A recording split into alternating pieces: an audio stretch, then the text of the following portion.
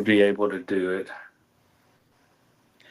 Because now I know you can hear me. Yeah, I don't know why that's doing that. Well, maybe we just end up doing it like this without headphones and microphones. Try and see. Just want to make sure it gets the best sound quality as possible. And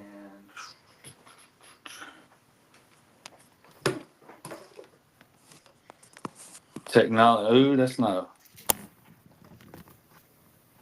a buffed. I hate how this camera's like so zoomed in on my face now. I don't want to look at me that close. Jesus. Hmm.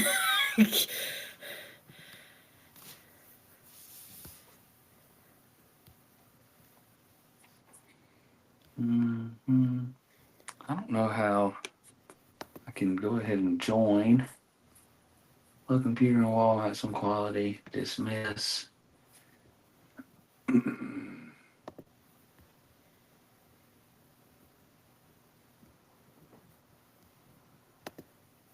I'm using headphones.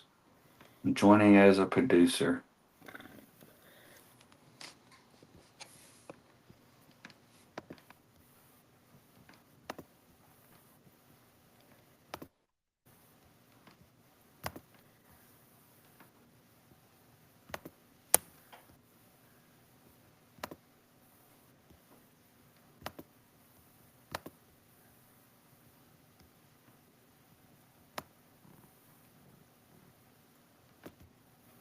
Well,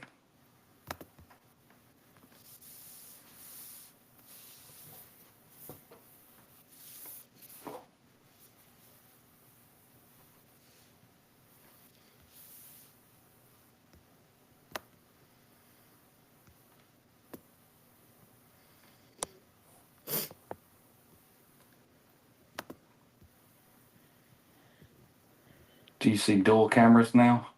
Yeah, I see your logo and then I can see you right now. Okay.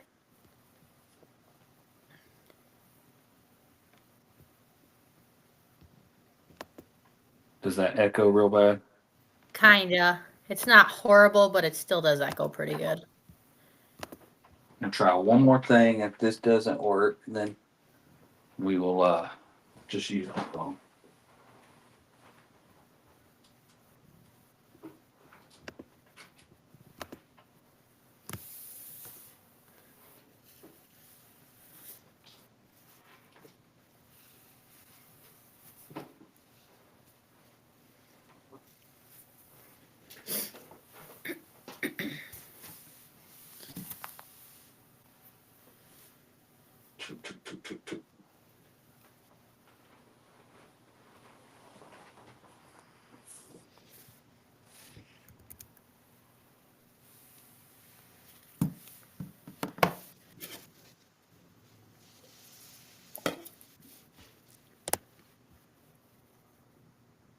Ooh, that's echoing bad.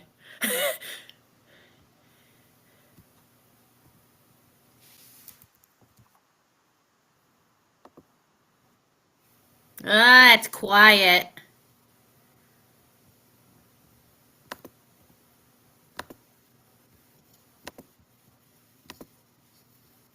Yeah, I can barely hear you right now, but I can hear something.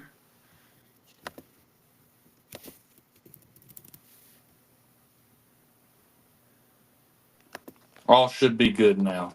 Okay, I You, can hear you good you now. should hear everything just fine. Yeah. Yep.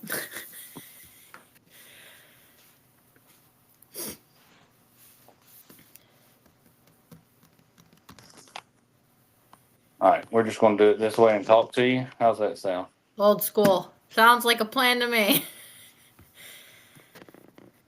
We'll just do it this way and go from here. And um, Nicole Dawn's browsers need screen sharing permissions. Browser lacks system permission. What should I do? Open your computer system settings, check privacy and security, click screen recording, and allow browser to share your screen. I don't even know what that means.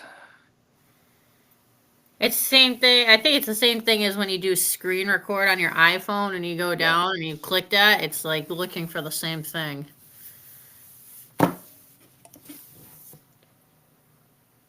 How well? How well do you hear me from here? Like, Uh, that's fine. I mean, I can make out what you're saying. So I'm just worried that the audio will not be that great. Like it sound like we're in a can. I mean, it's a little in and out, but it's not like where I don't understand you at all. Look, this is super sophisticated stuff. How well do you hear me now? I can hear you a lot better. All right. So now we got to get the camera. Oh, is this So- yes? So it's recording both, but I'll be able to edit which one it's going to see and show. Because this is Yeah. producer mode, from the computer's producer mode, so it won't show that we're on there or anything. So we're gonna I do can more. see half of you, Peyton. You should have two. Do you have two views? It just has the one single screen, and then the little heavy smoke showing is up in my left corner on Yeah. top of the camera right now. And the one that you see us in, do you see like half of me and Yeah, Most I of it. literally can see about this much of your face, so it's like right here. yeah, I'm just kind of There you go. I'd rather comfortable over there. Well, what's going on? How are you? Oh, I'm wonderful. Getting ready for Just sideways the whole time. paramedic pharmacology finals on Tuesday, so that'll be interesting. That look says otherwise. Gross. It is gross.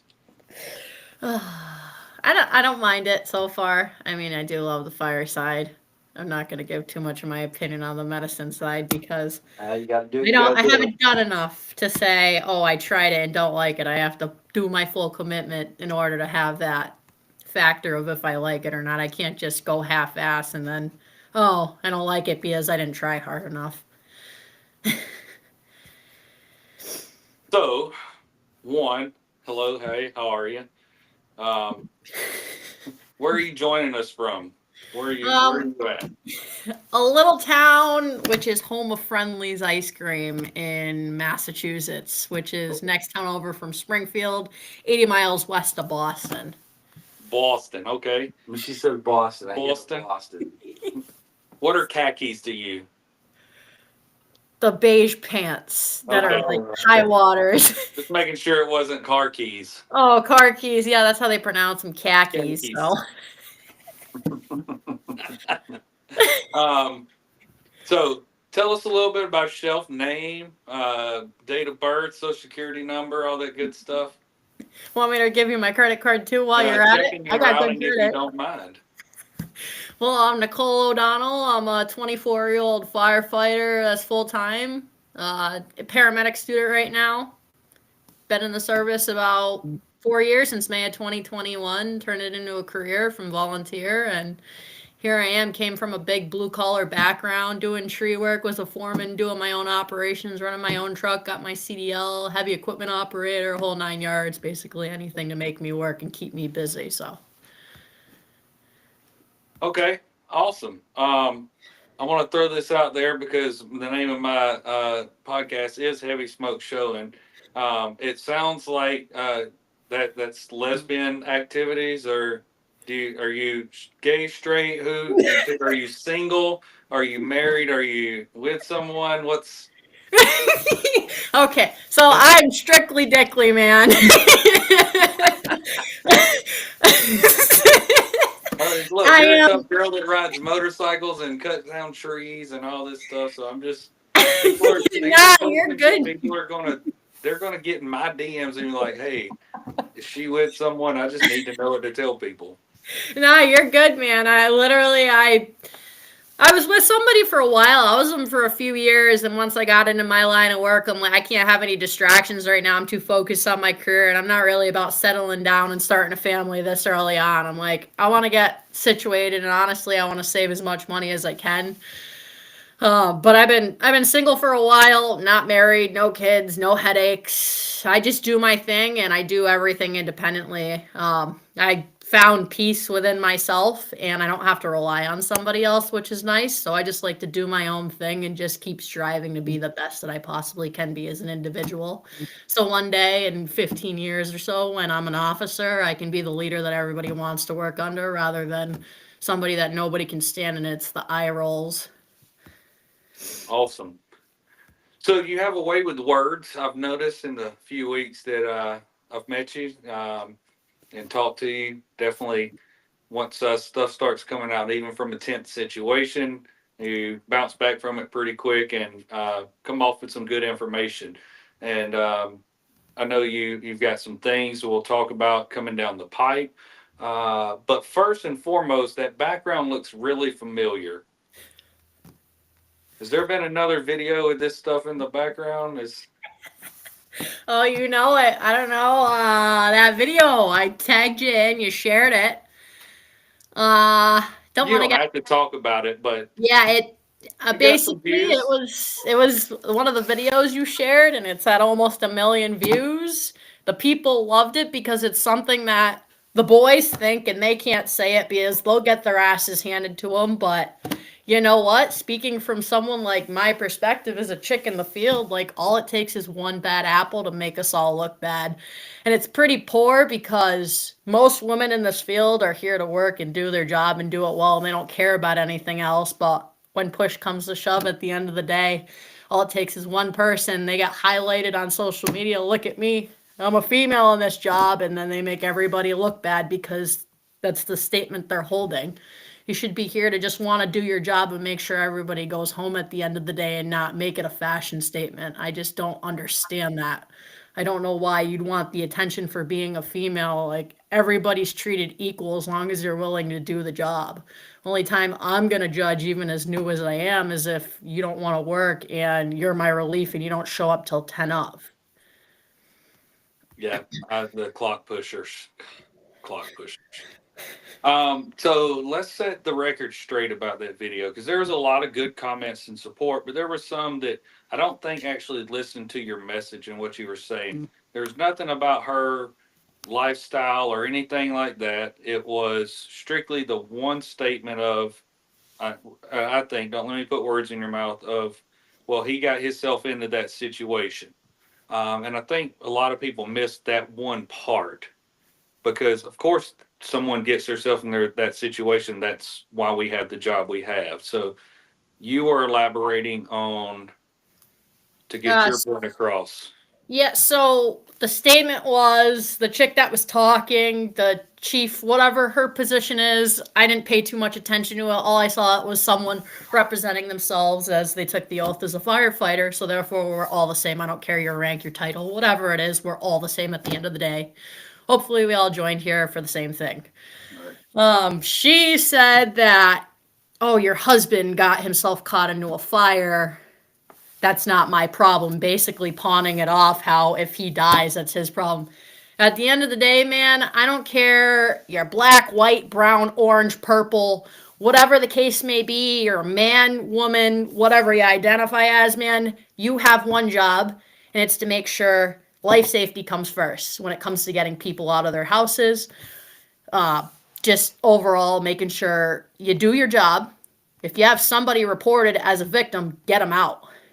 I don't care too much about the tenable conditions when it comes down to that. If you know you can make a save, go for it.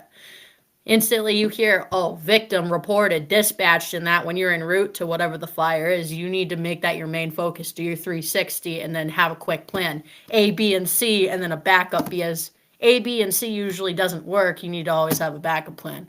I just don't respect the whole you took the oath as a firefighter and now you're saying you're not going to do your job. That's a kick in the city's oath of swearing you in. Like you just, I don't agree with that.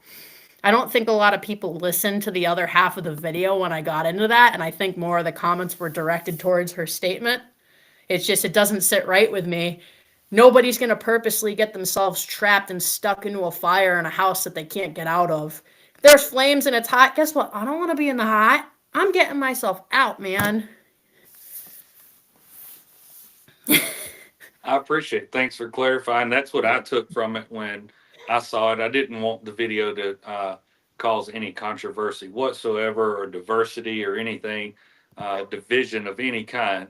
But I thought you being a female firefighter, that it was important to share it, which is why we did, of you explaining how hard it is, one, to be a young female in the fire service and already having that uphill battle, and two, that you felt like that slowed down your progression as a woman in the fire service because you fight, fight, fight, and then us men see something like that and it kind of, you know, uh, brings back that same stigma of you guys, of females, right? Like they're too weak, they're not good enough to do it. And I disagree. I've got some great firefighters in my department that I work with. I have bad ones, and I have great males, and I have not so great males at all whatsoever. So I appreciate that. Um, what's next for you? Paramedic school right now. Do you got anything you want to talk about? Um, Or is yeah, stuff we'll you get gotta we keep can we can secret? get into some of the stuff once we get into the questions, but I mean, I got paramedic school. I'm 4 months in. It's an 18 to 24 month program, but we start clinicals in April, I believe, and then cardiology begins in May. From there, come October, we start our ride time. The clinical is 300 hours, and then the ride time's 300. So you have until another year from then to finish all your skills, but I'm gonna bang out what I can to get everything done and then go test to get my card because I'm not going to wait this out. I want to get my card so I can do my job and just get it all done and over with. From there, I'm going to just keep taking fire academy classes. So in the state of Massachusetts, once you're pro board certified with your hazmat OLR and pro board with firefighter 1 and 2, every single class in the Massachusetts Fire Academy is free to you. And all you do is sign up on Department of Fire Services. You do your little cart link, click submit, add to cart, and then you get added to the class. Here's the dates, and then you get certified in whatever. So I really want to look into becoming a rope rescue technician. Right now, I'm actually waiting to hear back because I had an interview with the Mass Special Operations Task Force for the 4 teams in the state for the West End. So I should be hearing back in another couple weeks, but I was one of the contenders of, I think it was 130 applicants. And there was, I don't know, 10 to 20, I believe. I'm not 100% certain that got chosen for an interview. So I'd say this early on, being 24 and getting chosen, at least interview for the Special Operations Task Force says a lot about my work ethic and what I've done in such a little amount of time already. Does it matter to you, and Dave, jump in anytime. Did I introduce you guys? Yeah, no, Sorry. that's all right. Nicole, Dave, Nicole. Hey. There you go. So, does it matter to you that out of those 10 that you are a female, and is that something like you're proud of, or is it just for you? No, I don't care. It's a fireman. I'm just a firefighter. Yeah, no, at the end of the day, regardless of your age, your gender, whichever it may be, if you're willing to do the job, anybody can do the job. I don't look at myself any different and I don't look for a praise. Look at me, I'm a female. I don't care for that. That stigma is just so overrated, overhyped. I don't care about it. At the end of the day, I just want it to be my work ethic, what stands out about me. I signed up for there because I got my CDL. I have a ton of certs. It gives me something to do in my free time and it just expands my variety of becoming a well-rounded individual overall. And it opens up so many endless opportunities for me in the fire service because when it comes to that rank in 15 years, because our department has long-lasting members, somebody gets a captain's position, somebody gets a deputy position, the chief position, they're there for 15 or 20 years till they retire. So I'm just doing everything to set myself up for success. I don't care about the whole female thing. I'm one of the boys at the end of the day. As long as my guys can trust me enough where I have the strength and the ability and they know I'm going to try to at least get them out of a building and they know they don't have to question if I can get them out or not. That's all I care about. I don't care about anything else. I mean, I do care about other stuff, but you get what I'm saying. Oh yeah, definitely understand. Awesome. So 24 in the fire service, just kind of doing your own thing, saving some money. Nothing, no anchors or anything holding you down right now. Getting better, building your reputation. And I will tell you, that's one of the first things my mentors told me. Your reputation is everything in the fire service, especially the first few years. So that's great that you realize that and you're working on it. What's your big pressing thing in the fire service right now? What's the one thing that you're like needs the most attention right now? When it comes to the fire service overall. Yeah, fire service overall.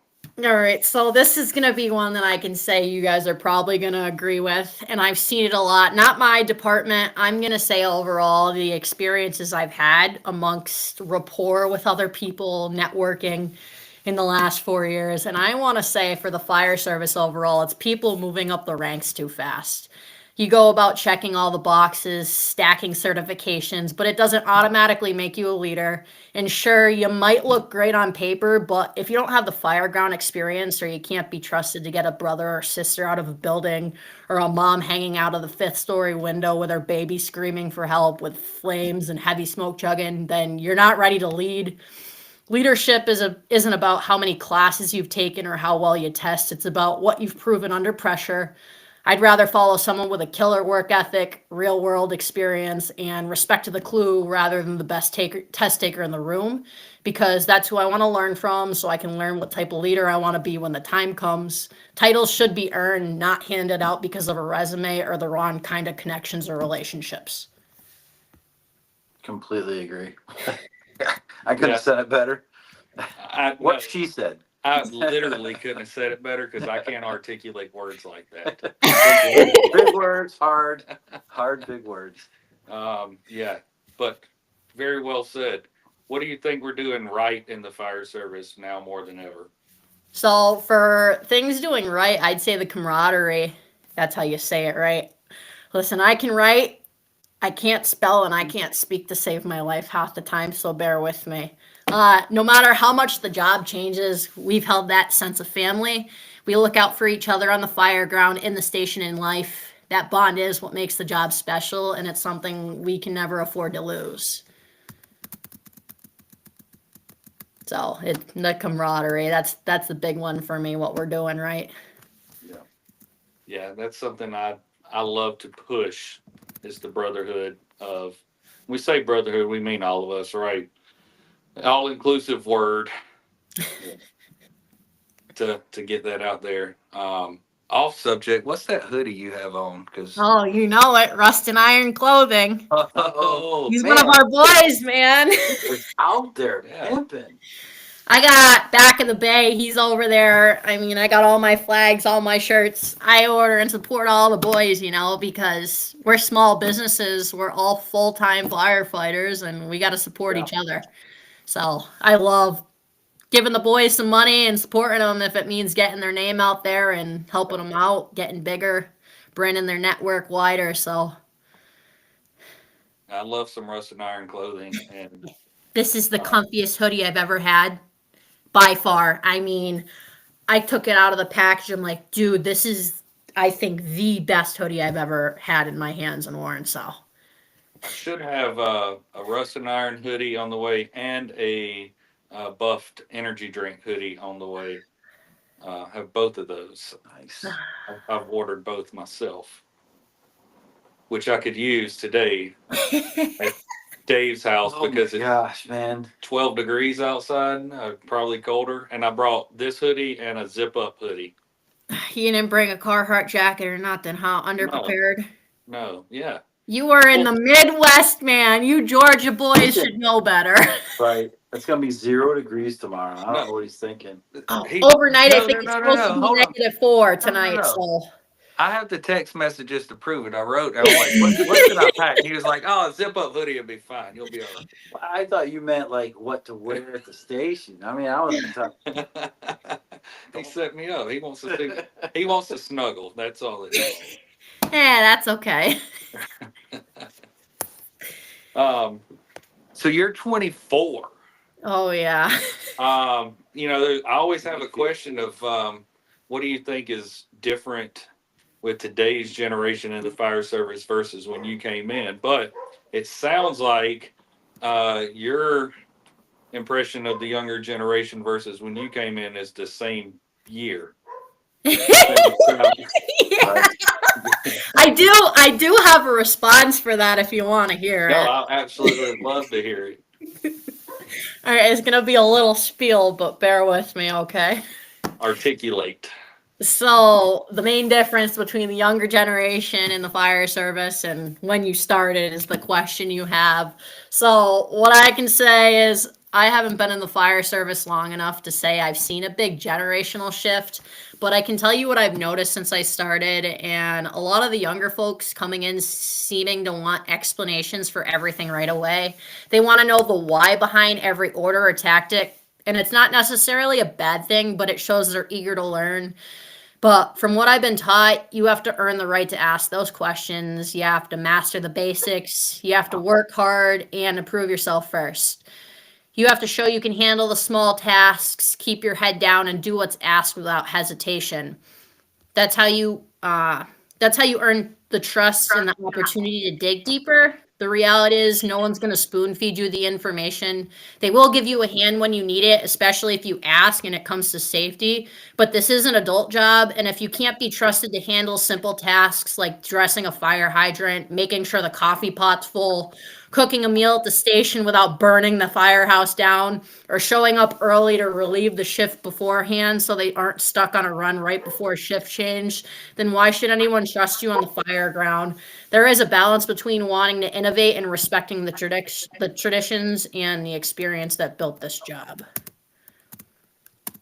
We actually had a guy that burnt down I was just one of saying, our stations. you'd be surprised how many people Yeah. have burnt down firehouses. It's a lot more than you think. It's my best friend.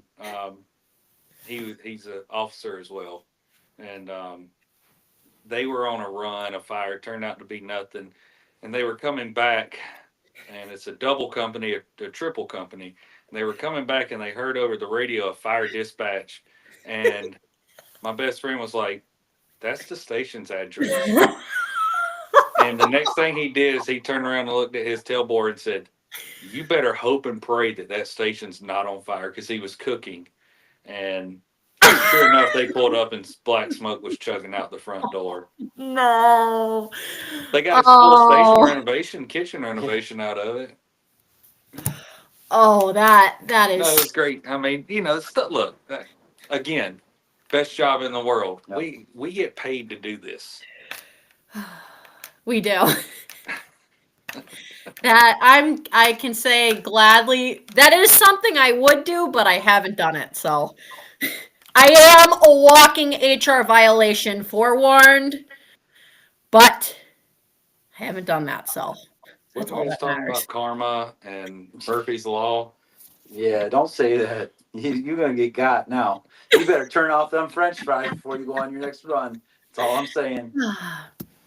Oh, like I'm literally a total klutz. Like if they had the option, they would put me at the top of the HR safety meeting topics for like some of the stupid things I do, the ways I trip and fall. Nope, didn't do it. Nope, you didn't see that. So Didn't you post a social media picture, video, like some high heels or something the other day? How's that work out? oh yeah. Oh, I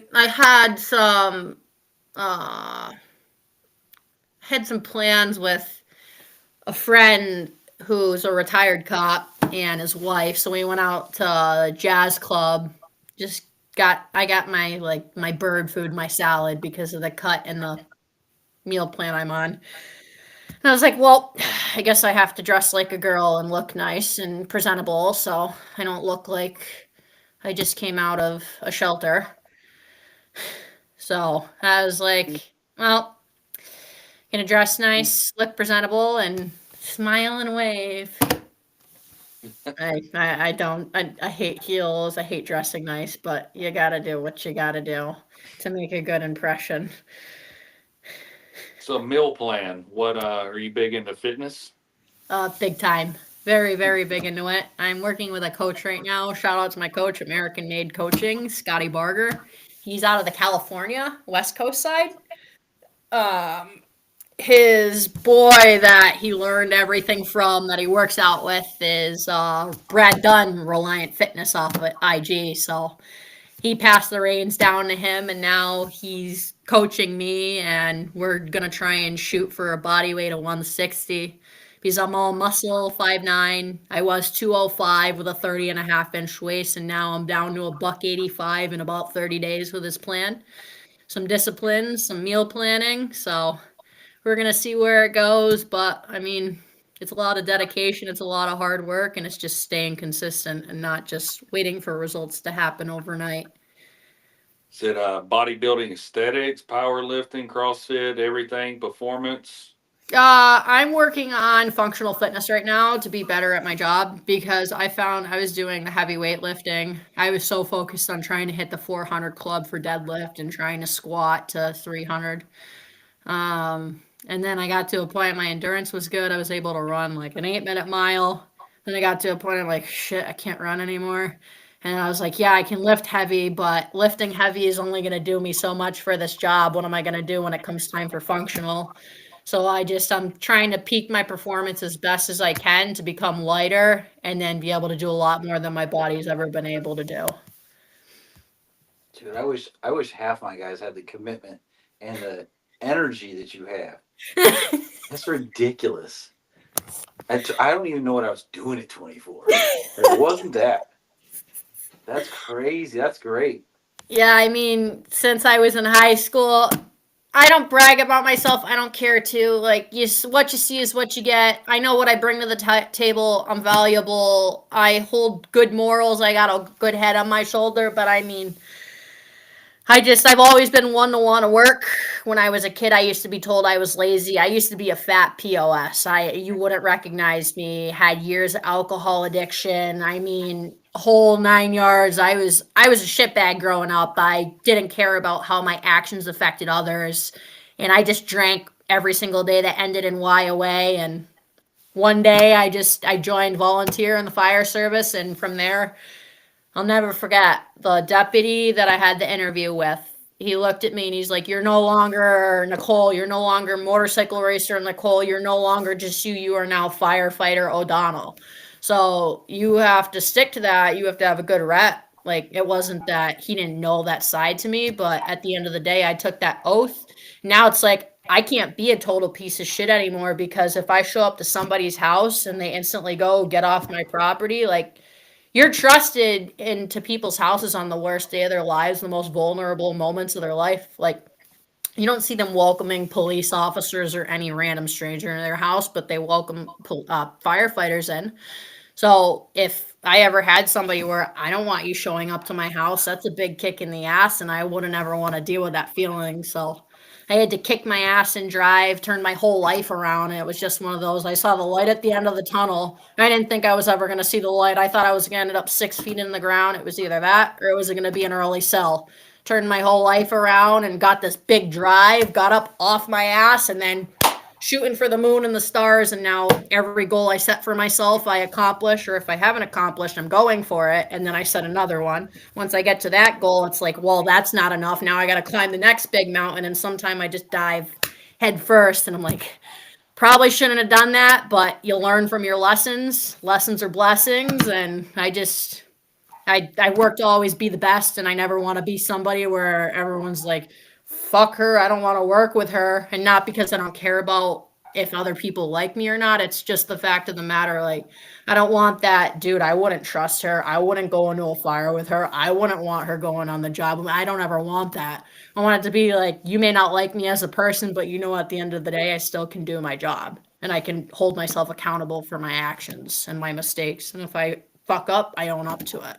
Even if it's hard to admit to it, at the end of the day, they're going to find out one way or another. So I'd rather come clean, because I have come clean before with some of the fuck ups I've made, and I've never done it again. I've learned from my mistakes, and I did what I had to do to work on being better and paying a lot more attention and just being squared away. So Sorry, that was a little in depth to that, Oh. but We were just talking about that. There should be a book, The Job That Saved My Life or something, because it's come up so many times in conversations. Jobs saved me or it changed me or yeah, it's amazing. It's just hearing that it changed my life. It saved my life too, you know. Yeah, whether it's brotherhood or organization or structure or whatever it was, it's best job in the world. It would be cool if there was a book about how the fire department saved your life. That would be neat. If only there was somebody out there that wrote a book like that. Is there? I don't know. Oh, I don't know, man. Peyton, if you want to go ahead, my friend, and you want to spill a little bit of the beans, be my guest. You are more than Is it welcome really? to. See, I'm genius. I don't even know. Yeah, we'll talk about some more questions, but yes. So I don't know about you, but I had some great mentors that told me, "Hey, Yeah. keep up with the calls you run. Yeah. Try to log them." And it's a great idea. And I tell my young guys, try to keep up with the calls you run. Yeah. Try to make a memoir of them. And there are a few people out there that do it. Yeah. We have Miles down in Virginia. He keeps up with the calls he runs. He runs Engine Misfits page on Instagram. Great dude. But I wish I would have, and I didn't. Yeah. But speaking with Nicole, she also keeps a lot of her experiences jotted down in journaling. She likes to write. You can write. See, we just dabble in crayons. Yes. I finger paint. I can't. I just draw stuff. Ducks. Right. But she has decided to put all these pen to paper and come up with a book. That's amazing. That it kind of explains this journey and first year in the fire service, almost like a rookie's firefighter Bible. I like it. Yeah, so what Peyton's mentioning, I can talk about it, I just can't give all the details. So I wrote a book about my rookie year in the fire service. So it all started with an idea of me talking to a senior guy. I got to think about this. I'm illiterate, but I wrote a book, so bear with me here. Let me backtrack. My whole life, I had learning disabilities, ADHD. That's the whole me going a million miles an hour, and I don't know where I'm at, if I'm at start or finish. Yeah, learning disabilities, ADHD, reading OCD, where you read the same thing 5 times, you don't retain it. Well, the senior guy on my department told me, hey, write everything down. And then Whip City Shields, which is this kid Travis in Westfield, Mass. He does a lot of leather shields for us in our area. He does some really good work. He did one for me a couple of years ago. He has this little book called the Fireground Passport. And he says, write everything down because at the end of your 34 years or however you guys are for your retirement, 25 years, we're 34 in Mass. It says, write everything down because at the end of the day, before you know it, you're going to remember the HBO, watching TV. You're going to remember sitting down on the couch, but you're not going to remember your calls. You're not going to remember any of the runs you went on. So write it down. The type of structure, the fire you went to, the people on shift, everything. So senior guy was talking who said, dude, write your calls down. You're this early on in the fire service. I'm like, all right. So starting out, wrote a couple things. It was in a journal. And I got to the point, I'm like, yo, my hand's tired. Like, I can't do this. So I started typing stuff up. Well, I went through the academy, wrote my experience in the academy, and then went into my first structured fire 12 days out of the academy. So I had a couple things, and one of my first shit show stories is something so stupid that I did that basically any rookie would do. And I sent these screenshots of these 4 PDF pages I had to a couple of people who were like, dude, that's good. You got something. I'm like, me?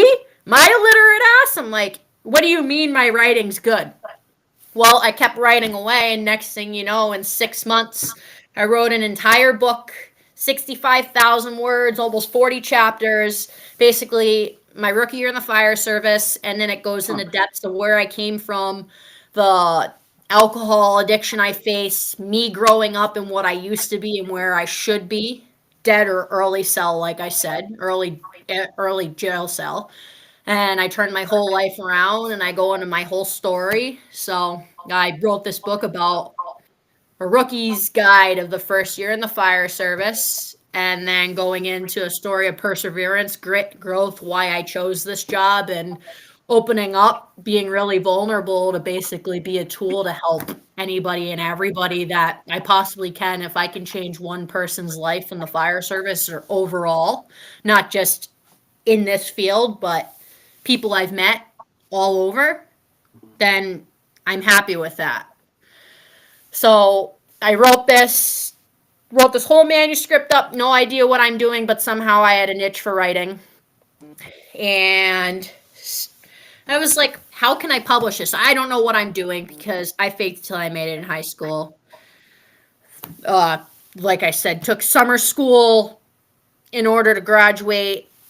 MCAS, which is our Massachusetts testing system, so you have to take these tests and pass it proficiently with a score. I think it's a 250 or something to pass, or 260 overall in order to graduate. So it's the Massachusetts standard of testing. So I had to take summer school. I had to take my MCAS 3 times because I failed that. I always struggled, and then I wrote a book and looked around. I was like, well, how can I find an editor or something? How do I do this? I don't know what I'm doing. I'm pulling this shit out of my ass. Like, I have this book, I guess. And then I came across fire engineering books, and I read up, and I'm like, oh, I've seen their books around, but I don't know much about them, and obviously I'm hesitant because what I write, I'm like, hey, it's got potential, I think. I mean, I wrote this, and I've gotten enough good feedback from some officers and some senior guys on the job, and next thing I know, I was like, well, screw it.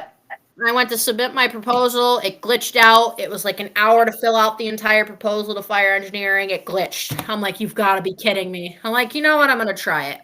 It glitched out the second time, so 2 hours invested into doing this proposal, right? I'm like, you've got to be kidding me, man. I texted a buddy. I'm like, dude, fuck this. This shit is not sending. It's not meant to be. He's like, dude, take a breath. I'm like, fine. He's like, just send it. Go, send it tomorrow. I'm like, fine. He's like, third time's a charm. Just do it, man. I filled everything out, sent, submit. Like, okay. 3 days later, I get an email. Hi, Nicole. This is so-and-so from Fire Engineering. The team has read part of your what was required in the proposal, and we'd like to hear a little bit more. I'm like, Fire Engineering wants a little bit more from a 24-year-old that joined the fire service less than 5 years ago? No way, dude. No way. So I was like, all right, what do you guys want? So I gave them the list, the contents, introduction of the chapters, a little spiel of each chapter. Sent them the 3 chapters that they requested. 7 days later, congratulations, Nicole. We want to move forward with your book. We're going to send you a contract. You sign it. I'm like, what? So I have a deal with them. They're working on the edits right now, which are almost done. It's been, I think, 2.5 months now. So I'll get the first set of edits back of what they suggest and what I should do to change depending on what they have, because it's a team of professionals that are in this line of work. And then I'll go through, I can either approve, decline, and I'll fix. Obviously, they're the experts, so I'm going to fix whatever they have. I have a 10-day grace period to fix and everything that they suggest. So then when I send that back to the editor, it's another 30 to 60 days, and then he'll go, okay, it's copy editing time, so I'll see what the book format is. And then from there, it's going to be the title and the cover design, but I already had the cover and the title pretty much set in place. So it's almost done. It's almost in the works, but I turned this write your calls down in my bullshit story, not bullshit, but my illiterate stories of where I came from and where I'm at now, and it turned into a book somehow, and I came from nothing, and yeah, That's great. I'm sorry I went on a spiel on that, but it's crazy how it came up, because when I originally even wrote this before the whole write everything down, the paramedic program I'm in, you have to do placement testing, and you have to do an English placement test so they can make sure you're not illiterate. So it's multiple choice, answer the reading responses. I aced out of it. They're like, well, because it's a community college and you actually get college credits. So if you place out, you don't have to take these classes. So I scored a 250, the highest score you could. She's like, hey, you passed. She's like, you don't have to take an English class. I'm like, oh, sweet. So there's a writing comprehension portion, and it's you got to write an essay. So my question was, is it better to be a realistic or an optimistic person? So I started writing, and I'm like, you know what? Instead of saying what's better, let's weigh out the pros and cons on both sides. What's positive about this? What's negative about this? For being realistic, and then for being an optimistic person, what's positive and negative, and where I find myself for a range in the middle. So I wrote this essay, submitted it. The instructor, they have to watch you on Zoom when you do your test at home as a proctor to make sure you're not cheating and using like Chat GPT or something. So I submitted it, and she looked at me. She unmuted herself. She's like, you scored a 7. The highest score you can get is an 8. She's like, you are the 4th highest score we have ever seen for a writing comprehension essay ever come through here in the time that I've been teaching. And I'm like, what? So I was like, dude, maybe I got a talent. So then I started writing the stuff down once I realized, like, hey, I might have something here. And next thing you know, I wrote a book in 6 months. Don't know how I did it. I don't question it. I'm like, it's a gift that I didn't know I had. And I'm like, holy shit, man. So I did that, and I I have the preface up here on this if you want to hear it quick to give you an idea. So you can kind of see what my reading. Oh, hi, puppy! Not So my puppies. What is that, a Jack Russell? That's a pig. That's a hairy pig. He's Your cute. daddy hurt your feelings. Yeah. So No, that's awesome. Yeah. I wish more people. I wish I was told to do that because my first year I was told just to write down, get a record of your hours in fire, but never really wrote down any of the stuff. I couldn't tell you the first fire I was at. I couldn't tell you the second or third. They all just blur. You know, events just blur, right? That's human nature.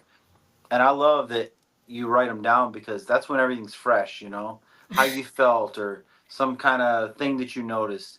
It's amazing to see and peer into someone's mind.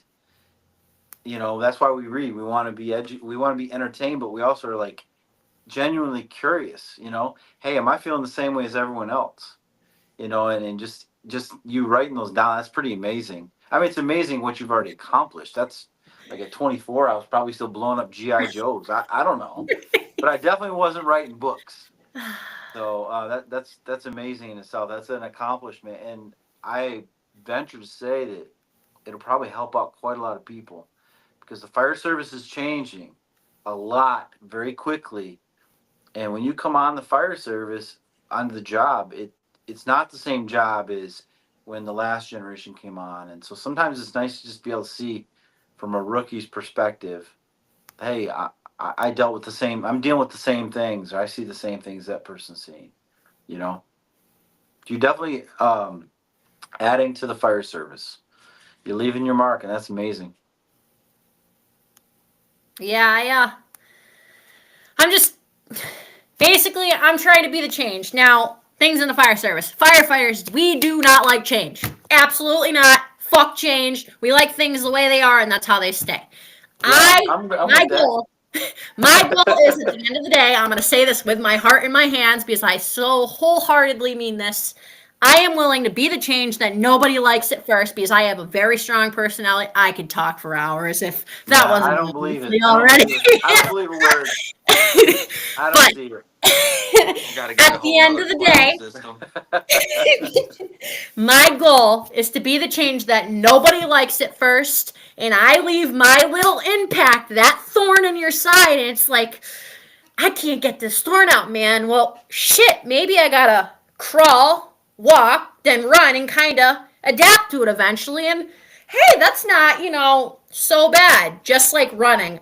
I hate running. It sucks. I can't stand it. But the more you do it, the more you get used to it. And eventually it's second nature, just like anything else. So my goal is to be the change that nobody likes and eventually make my way in, make my mark positively, not make an ass of myself, not look at me. Like, no. I want to be the change that just impacts people overall positively. And my book, which I'll get into the preface, kind of an idea of what you're going to read. It's not typical rookie sob story. Like, they don't know what the fuck they're talking about. It's just a typical rookie. It's the new generation coming in. Like, because that's the attitude I've seen with a lot of people, because a lot of these kids coming out, I'm not saying it's just like the fire service, but a lot of these kids my age, they're all my age, so I know how they act. A lot of kids think they're entitled and they don't know what work ethic is. I mean, I have worked since I was a sophomore in high school. I mean, even before that, I was working 13 or 14 years old at my grandfather's vacuum shop filing shit, and learning how to install vacuums, and landscaping by 16 and running a crew when I was old enough to have my license. Just a lot of these kids just they don't know what work ethic is. They don't have drives. They don't care to do more than they absolutely have to. And it's kind of, they have to be asked to do everything. And I'm just trying to change that overall. I'm very, very driven and goal oriented. And I just want what's best for myself. And I want other people, other kids my age and younger, to kind of come in and be able to follow in my footsteps. Because I'm way beyond my years. I'm very, very wise for my age. I mean, I swear I'm like a 60-year-old woman trapped in a 24-year-old's body half the time. Mentality-wise. I guess that's where that clumsiness comes from. You know it. But yeah. like I said, this book, it's not gonna be, oh, I'm a rookie, you're gonna hear my sob story. Like, it's different than when you ever thought it would be. It's a mix of everything. It goes from like a memoir, but it's about myself, so an autobiography because I'm writing about myself. It's a handbook, a guidebook. There's a cookbook in there too. There's a journal. It's like a 5-in-1 overall. And then it's basically it's my life story and then going into the fire service and bettering myself overall. Nice. Well, give us your sob story. I mean, your preface. So, for the record, like I said, ADHD to whole 9 yards, I'm pretty sure there's going to be thousands of people that can be in the same boat as I am when it comes to that, when it comes to learning and basically faking it till they making it, not being able to have a long attention, or they have a short attention span. I couldn't read a book to save my life. I make this firefighter proof. I make it with people with learning disabilities proof so they can read it and be like, oh, I want to read more because of the attention span. And my writing, I'm having a conversation with you. So I wanted it to be firefighter proof because you, as well as I know, most of us do not like to read. And a lot of these guys like Audible audio books, can't speak. Like I said, I'm illiterate. So the goal is to have an audio book or an ebook so they can have it at their palms and not just like a hard copy. So I'll read the preface and I'm going to do the introduction. So the preface is going to be, obviously it might change once I get the edits, but this is so you get the intel of this is what's coming. So you can be like, oh, hey, you should read this. Hopefully I can get it into some fire academies and make it so the fire marshal or whoever has the operations for the academies nationwide can be like, hey, you're a rookie, you're graduating, like, here's your gift to you. This is what you need to do for your first year to be successful. So it says, let's be real, book prefaces are where you can spot a bullshitter a mile away. If I had brown eyes, maybe you could say I was full of shit, but with eyes as blue as mine, you're going to need a better excuse than that to doubt me. If you're here for tales of heroics, basic firefighting tips, or a step-by-step guide to saving the world, you've grabbed the wrong book, my friend. What you're about to dive into is more like a collection of stories about me falling flat on my face, both literally and figuratively, while trying to survive my first year in the fire service. Picture this, me almost flooding the station with coffee, or the time I gave the community a free strip show splitting my pants wide open while dressing a fire hydrant. If you're expecting a how-to manual, this is more like a how not to with a healthy dose of laughing at my own dumbassery. This book This book, oh, can't speak. This book is a front row seat to the hot mess of being a rookie firefighter where mistakes are made on the daily, and yet somehow I kept showing up the next day ready for more. And hey, it's not all rookie mistakes. I'll throw in burnout, firehouse shit show stories, and those make or break life decisions we all have to face. The trick, though, juggling it all while still pretending to be a somewhat functioning adult. Spoiler alert, I'm still figuring that part out. Over the course of this madness, I've come up with some foolproof methods. Okay, maybe not foolproof ways to survive as a rookie. You'll learn how to make seasoned firefighters look at you like, what the actual fuck, and experience the roller coaster that's my ADHD. So pull up a chair, grab a coffee, and make sure I'm not the one pouring it. And join me for the good, the bad, and you won't believe what just happened moments from life in the firehouse. It's not glamorous, but hey, it sure makes for some memorable head scratcher stories. Now, enough rambling to hit my word count after some wild, eye opening experiences. I figured these stories were too good to keep to myself. So here you have it, your firsthand how not to guide firefighting as a rookie. Buckle up, it's going to be one hell of a ride. Here lies the birth of Rookie to Resilient. I like it. I try to paint a picture so you can see what I'm saying. So, Squirrel. Squirrel. Dogs. but I like that. That's good stuff.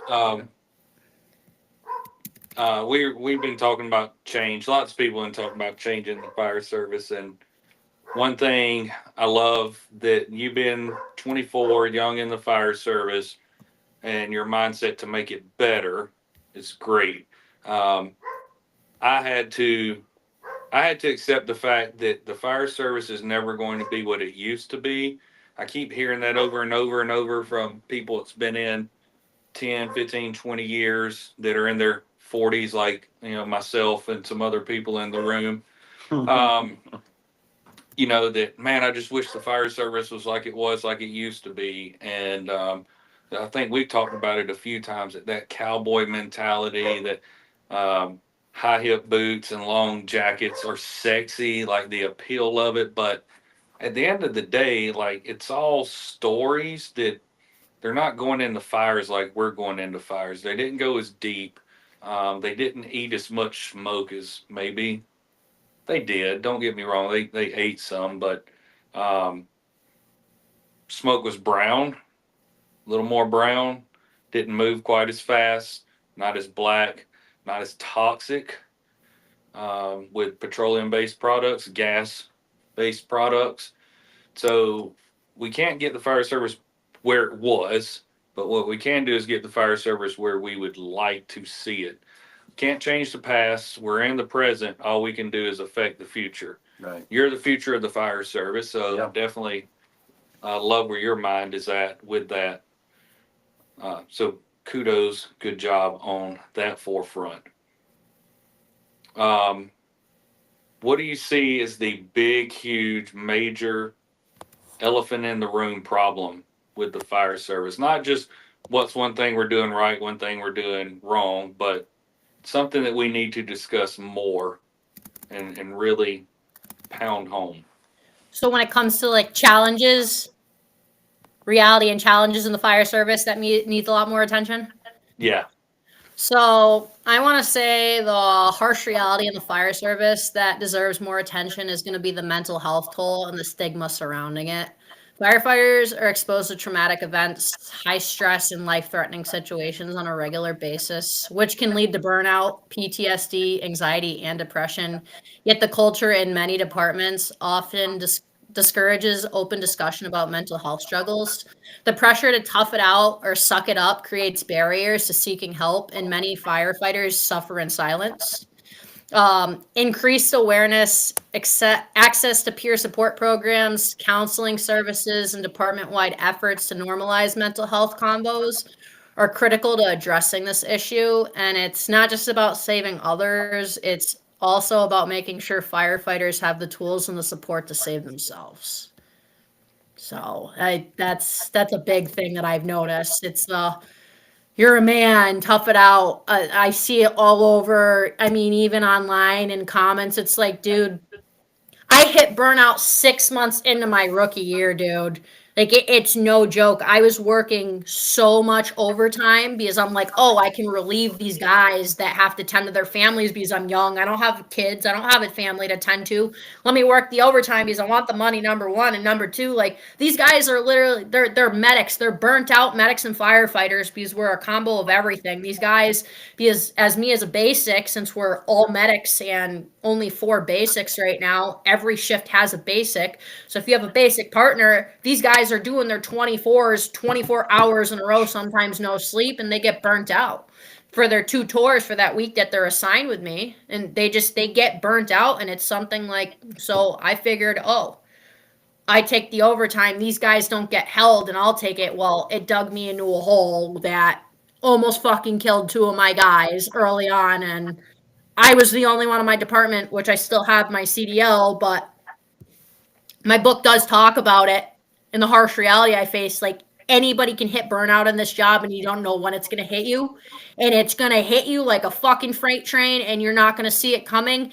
And sometimes you're going to have to face a reality where you might end up behind bars because of a fuck up because you didn't get help or it was pawned about, tough it out. I do not agree with that mentality at all. Okay, oh, I got to loosen up for this one. Okay. You can get the popcorn. I agree 100%. But what we're not talking, so I would say out of my last 15 episodes to that question, that's been the answer every time. And I do not disagree. But let's talk about what's causing the burnout. Let's talk about why has it been such a stigma in the fire service. Let's talk about why certain people want to keep it suppressed and not talk about it. Because, my opinion, put on your full hats, put on your 10 full hats. We're gonna go down. We're gonna go down a rabbit hole of conspiracy theory.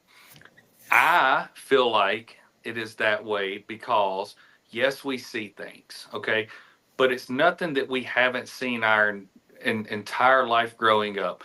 In the '90s, when I was a younger teenager, we saw Candyman and Freddy Krueger and Jason and all this stuff, like people getting mutilated, and we're like, oh, we're glorifying this stuff. And then the a movie Faces of Death came out where it was a VHS of real life stuff happening, and we watched it as young kids, and it was disturbing. But we were like, oh my gosh, I can't believe that actually happened. And then I watched something with 2 people in 1 cup one time, and it completely messed me up. It's disgusting. And, it's horrible. But that goes to say, like, I feel like as a society, we've been conditioned to violence. We've been conditioned to death. We've been conditioned to seeing bad things, right? And coming in the fire service, you do see it in real life. It does hit home a little more. And by no means do I want to take anything away from anyone who feels like that they're struggling in a certain area from the things they've seen or done on the job. But what I really feel like is causing the anxiety, the stress, the depression, the burnout in the fire service are the decision makers, the admins. And what I mean by that is sticking to, we've always done it this way, so let's just continue to do it this way, 24/48s. We know that just continuous 24/48s is not enough time to recover. 48 hours is not enough time to recover from a hard shift where you may have ran 20, 22 calls and you were up all night. 48 hours is not enough time to get the mind and body back on a regular plane. Coming in thinking that you're going to be able to get on the engine and do what you want to do, and then getting pounded on the ambulance over and over and over and over, and going and seeing the same people over and over and over. People using the 911 system for their sniffles and sneezes in primary care. Do I want these people to be taken care of? Yes. But when you're running 15, 20 calls a shift and you're getting burnt out, and you go and tell your admin, and all they do is go, you just need to shut up and run the calls. You just need to why you should just be happy you have a job. Why This is what you signed up for. It said EMS when you applied here. You knew you were going to do this, and people don't feel supported. They're away from their families. They miss kids' birthdays and holidays and things like that to come in.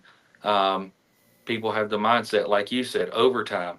All right, well, they're not going to pay me more. They're offering this overtime. I'll jump on these overtime shifts, and they work themselves into a literal grave because they're just trying to provide for their families. They want to be there.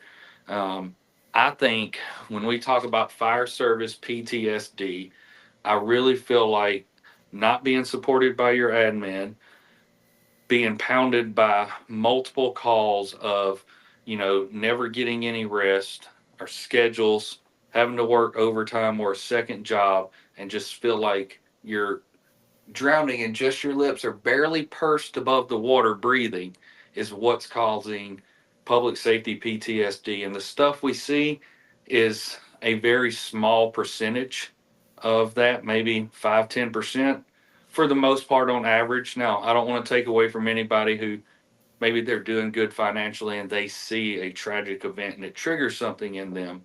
That happens. Yes, absolutely it does. But most of us knew what we were getting into when we signed up for this. But I think just being ran ragged with no support, and then you get into a station where maybe the people around you don't have the brotherhood like we do, and they don't have the crew to support them. And they're like, man, I don't know what to do. And their crew looks and they're like, man, you just need to shut up. Like, why are you complaining? And that's where the suppression thing comes from is, hey, just we don't talk about this stuff. Just push it. You can't change it. It is what it is. So just push it down deep inside. Shut up. Don't talk about it. It ain't nothing we can do about it. Just run the call, okay? I don't want to hear it. That's my take on it, and the whole mental health thing in the fire service right now, and where we're going. Definitely the stuff we see, but more so the lack of support from those that can support us, and the lack of sympathy, empathy, and caring by those people of, yes, you're right, we do need to pay more, so maybe more people will come on so you can rotate off this ambulance, so you can maybe put in a day to be at your daughter's birthday and get approved for it, and not me just deny everything because we don't have the staffing. I mean, I agree. I mean, like the fire service has changed. We talked about the pressures of the fire service, where in the '70s it was hit boots and fire. That was it. Car wreck here and there. That ain't that way anymore. I mean, look at what you're doing. Your paramedic is a master's degree now. It's crazy.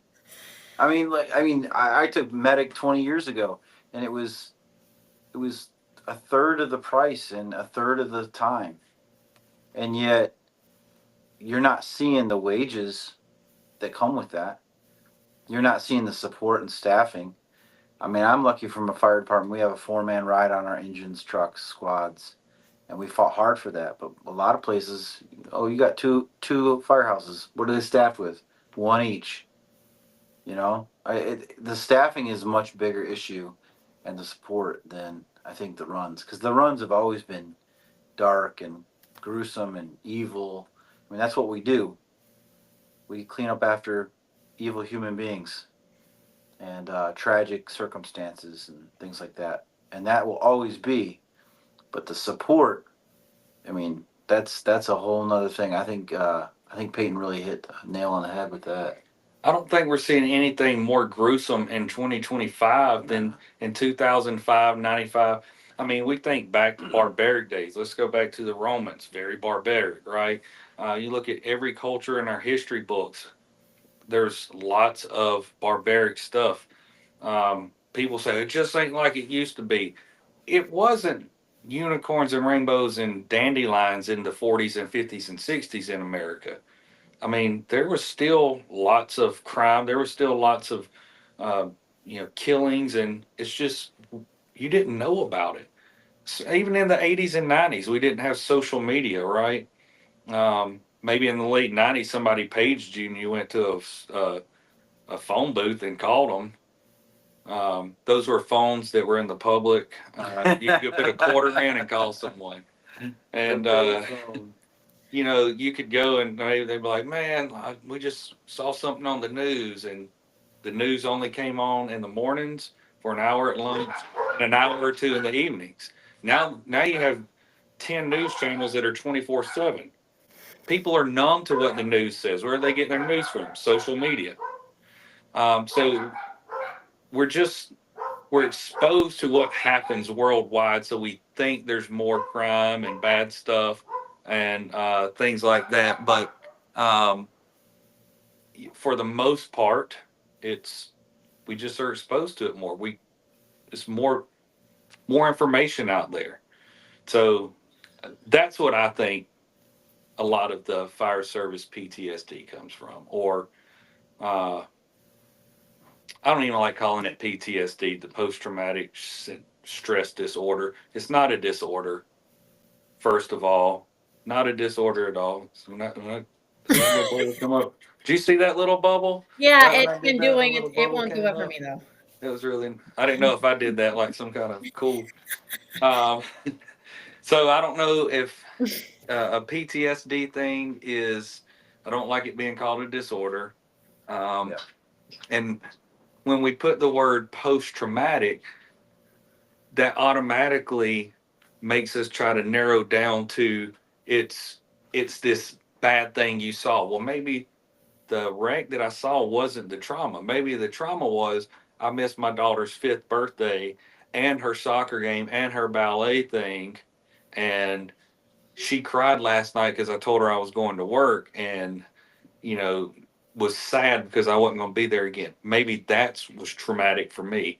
Yeah. So when we say post traumatic, you automatically think mutilation or something bad, gory, graphic. So I don't like the PTSD term myself. Yeah. I don't either. Yeah, no, you hit the head right on the nail with that. And I can say honestly, like adding to the bottom of that, I'd honestly say 3 words: work-life balance. How many people do you know outside of work and they identify as I'm firefighter so and so everywhere they go? You don't take your mind away from work. Like work goes with you everywhere. You have a duty to act when something happens, even if you're not in your territory, like deep down inside. Um, a lot of people, like I was guilty of it at one point, but I've noticed, like we're a smaller town, a lot of stuff happens. So I'd catch myself, oh, notification goes off. Oh, it's this. Oh, I got to listen in on the tones. What's going on?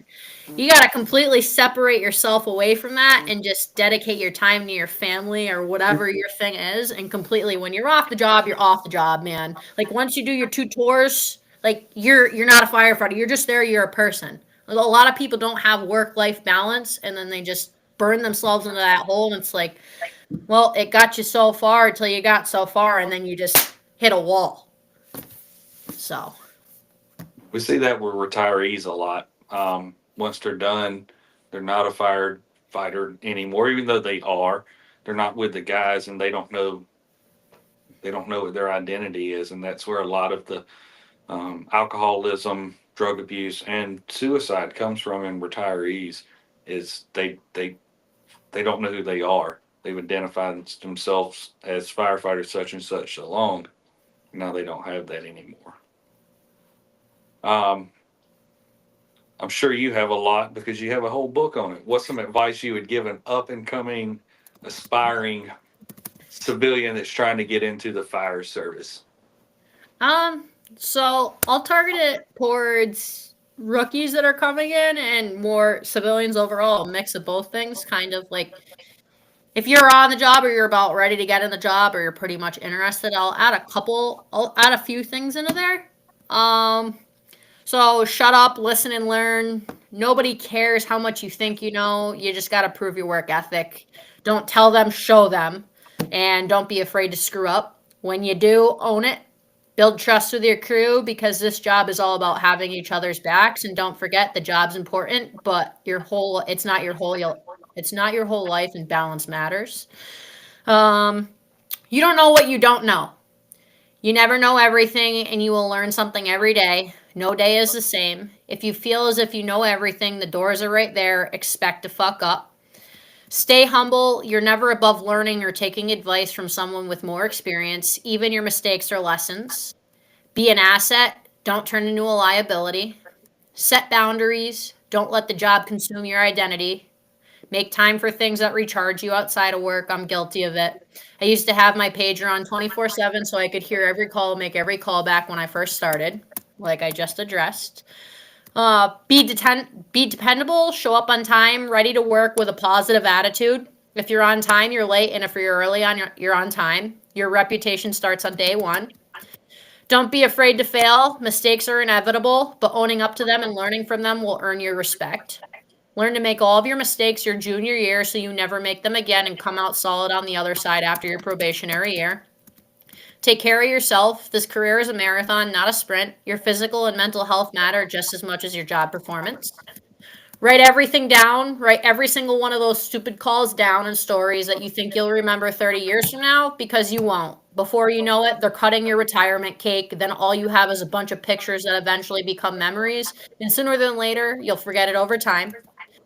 Remember why you joined here in the first place, for the passion, the eagerness, the love of the job. No day is ever the same. If you join for the shirt, the badge, the flashy lights, then you're in it for the wrong reasons.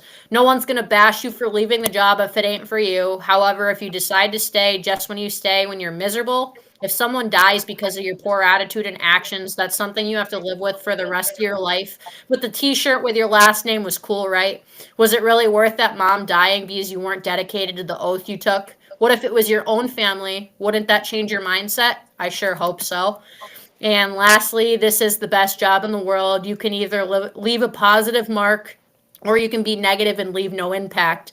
The choice is yours. Know the difference between a 5-year guy at a busy firehouse and a 20-year guy at a slow firehouse. Time isn't experience. Experience is time. That's my little additives for that. I like it. I feel like I should have brought a notebook today.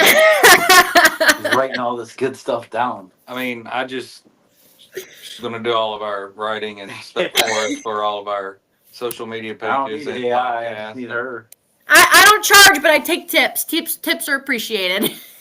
tips. I like You it. can't. There's so many jokes right now. Right. But again, we want to keep HR out of this. PG. Truck or engine?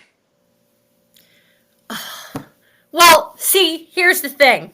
No, there's We're a no. small apartment. Listen, You can't start with what had happened was. Or here's the thing. There's a listen, right we're answer a and small there's department. No, There's I'm a going to wrong say this. answer. We're a small department, right? So we only get to do so many fires a year. 9 times out of 10, our jobs are mutual aid, where we're second due or third due, and our mutual aid's 10 or 15 minutes away. When we get to work, everybody tries to do something, and if you're the driver, like, I can't tell you how many times I've been the ladder or the engine operator, and I'm stuck pumping, and I don't actually get to do the interior work because I like the gritty, nitty, fucking hard work. Like, let's go interior, let's put this shit out. Like, I love that work. We don't get much exposure to it, so when we do, everybody wants to work. I mean, I like to be the interior junkie where I'm first on the line and get to put the shit out. So, I mean, there's nothing wrong. I mean, pump guy, even though it's a boring Engine job. one. I mean, even though it's a boring job, I mean, at the end of the day, you still have the most important job, because if you fuck up and the guys can't get water and someone gets hurt inside, it's on you. You So. just could have just said engine. The whole thing. That's all I needed to She hear. articulates what engine means. You just need to Yeah. say engine and know that No, I won. I It's know. engine. She took engine and made it an acronym and articulated everything She underneath did. it. I like it though. I like it. Because we operate 2 stations. We got a 107 Quint. It only holds 500 gallons, but it pumps up to 2,000. We got our 2 engines. We got our squad. We got our boat.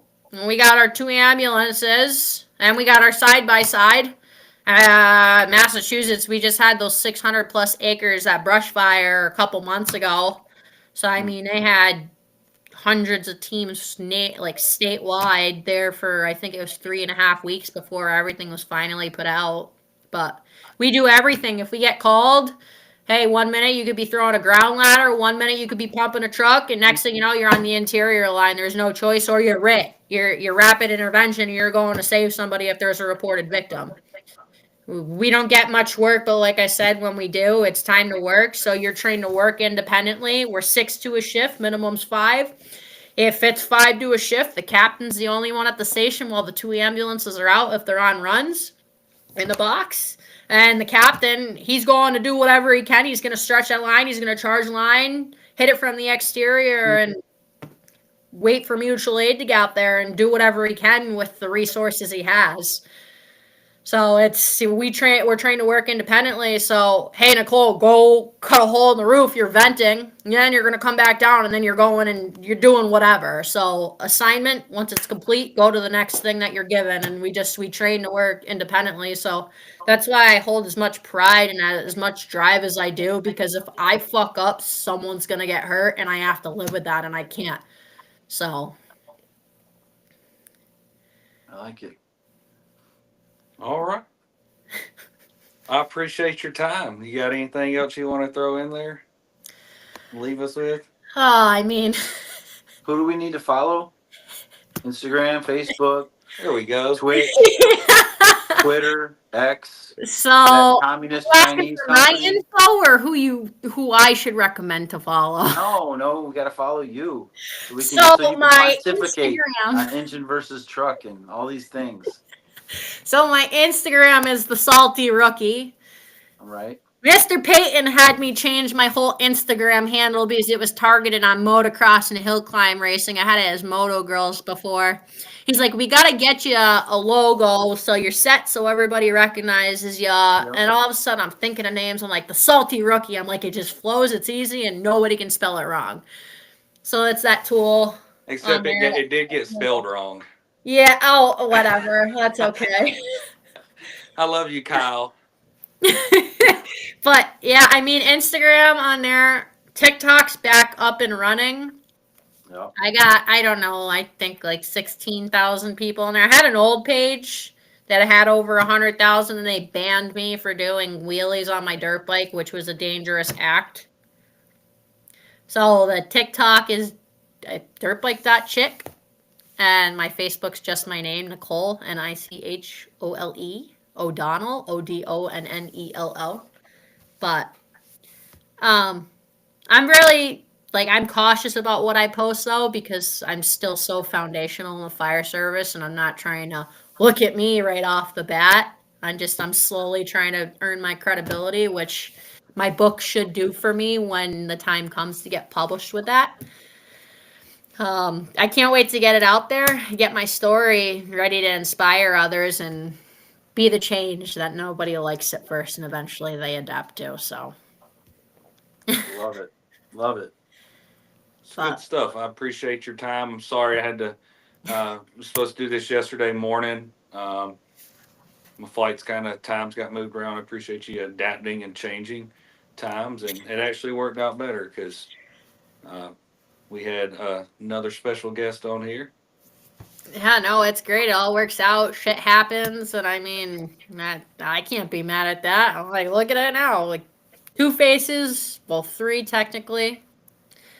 Nothing can go wrong with that. You got to interface with the both of you, have a decent conversation, hear your side and my side, and kind of see where you're at versus where I'm at. I don't know. I like different perspectives, and I like constructive criticism a lot too. It goes a long way. It shows you're willing to learn and willing to make things work, even if you don't 100% agree with it. If you're not willing to take constructive criticism, then you're never going to learn. That's the biggest thing I have for myself. So.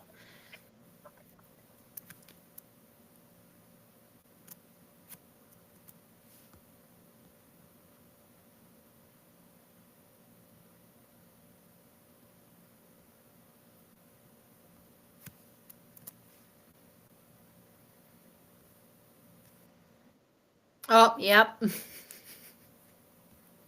Can you hear me? Oh, there we go. I don't know what happened.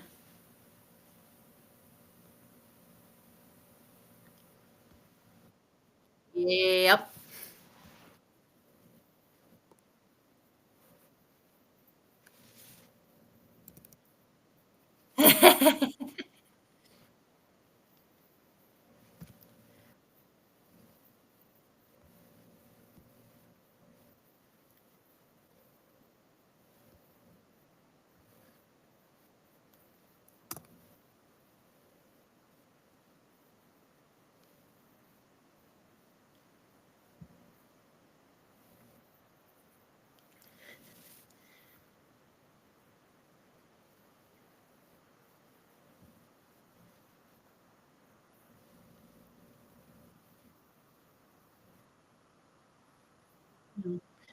Oh, by the way, to add that in there, once I publish with them, whenever that happens, I get. Oh, hold on, talking. Yep.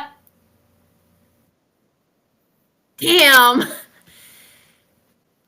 Yeah, I don't know if you want to edit it and then like add this in there.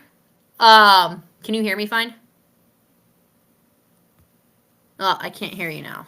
Ah, where'd you go? Oh, there we go. Oh, yeah. So once the whole publication happens, I think it'll be within the next 6 to 8 months. It could be less, it could be more. I know it'll be less than a year. Once we get published with how they operate is we get invited to FDIC and Indy and we get set up with the author book signing table. So I'll get to interface with whoever ends up showing up and we can do some networking from there. And I mean, shit, I'd love to get it on an actual live podcast and kind of